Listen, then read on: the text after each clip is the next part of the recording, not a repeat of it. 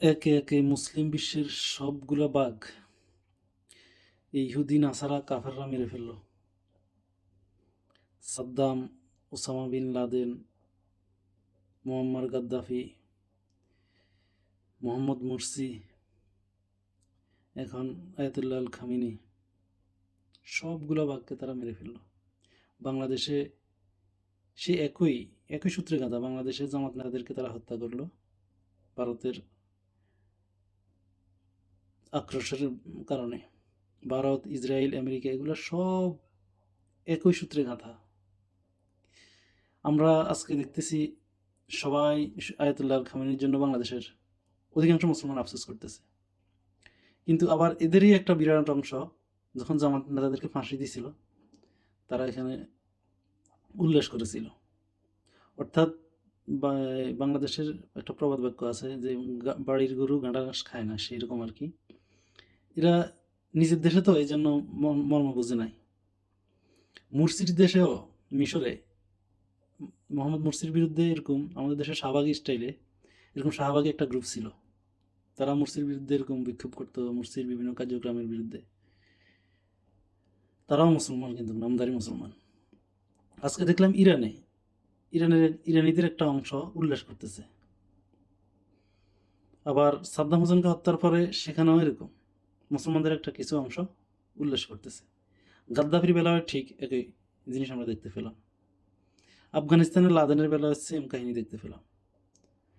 এই যে নামদারি মুসলমানগুলো, এগুলো শুধু নামদারি, এগুলো না মানে ইসলামের কোনো রীতিনীতি, না মানে ইসলামের কোনো আইন কানুন, কিচ্ছু মানে না, শুধু নামদারি। এবং কি কথা বলতে গেলে বা তর্ক করতে গেলে টক শোতে, টিভিতে এরাই সবচেয়ে বড় মুসলিম সেজে, যারা প্রকৃতপক্ষে ইসলামকে বাহন করে এদের বিরুদ্ধে কুৎসা রটনা করে। এই যে আমাদের দেখেন বাংলাদেশে বিএনপির বা আওয়ামী লীগের এই দুইটা দলের কর্মীদের চরিত্র অলমোস্ট প্রায় একই রকম। এরা নামাজ পড়ে না, কোরআন পড়ে না, তারপরে কোনো নৈতিকতা নাই, নীতি নাই, চুরি, বাটপারি, খুন, রাহাজানি, দর্শন, মানে অনৈতিক সবগুলো কাজ এরা করে। এদেরকে দেখলে বোঝার উপায় নাই এরা কি হিন্দু না মুসলিম। কিন্তু এরাই আবার অভিযোগ করে আমরা নাকি জান্নাতের টিকিট বিক্রি করছি জামাত ইসলাম।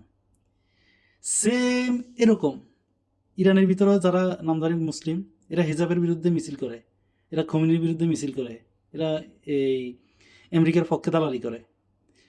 ইরাকেও সেম এরকম একটা গ্রুপ ছিল, সিরিয়াতে সেম এরকম একটা গ্রুপ ছিল, তারপরে লিবিয়াতেও এরকম একটা গ্রুপ ছিল, মিশরে সেম এরকম একটা গ্রুপ আছে, তুরস্কও আছে, বাংলাদেশে তো আছেই। তো আজকে মনের কষ্ট লাগলো মুসলিম বিশ্বে আর একটা সিংহকে হারালো আর কি। আজকে মানে কান্না চেপে রাখতে চাইছিলাম, পারি নাই, অনেকক্ষণ কান্নাকাটি করছি। মানে ওনার এই, যদিও ওইটা এআই জেনারেট ছবি ছিল, আয়াতুল্লাহ আল খামেনির ওই ছবিটা দেখে মৃত্যুর সংবাদ শুনে এত কান্না মানে আসছে, আমার শব্দ করে কান্না করতে হয়েছে। আমি মানে দমে রাখতে পারি নাই, কেন ভিতর থেকে এরকম মানে মানে কান্না আসছিল ঠেলে। মনে হয় এটা হয়তো আত্মার একটা টান, যেহেতু উনি একজন মুসলমান। সিয়া সুন্নি সেগুলা আল্লাহ ভালো জানে তাদের এই আঁকিদা কি, কিন্তু তাদের কার্যক্রম তো এটাই যে তারা কাফের মুশরিকদের চক্ষুশূল।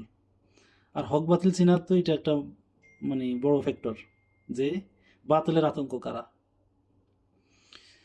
তো আজকে এই কারণে আর ভালো লাগতেছে না।